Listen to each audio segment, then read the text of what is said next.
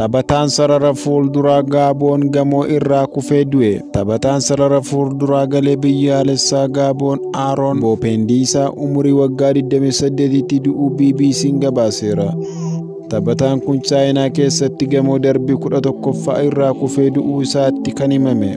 Taphataan sarara fuulduraa lammii Gaaboon kun garee kubbaa miilaa Chaayinaa Ziyaangiif kan taphatu yoo ta'u, kanaan dura Firaansii, Poorchugaal, Qaataar, Saawud Arabiyaa, Ameerikaa fi Tarkiyyee dabalatee liigota adda addaa keessatti taphachaa tureera. Tapha kubbaa miilaa kilabii biyya isaa keessatti kan eegale Boopendiisaa garee biyyaalessaa Gaabooniif taphoota 35 taphateera.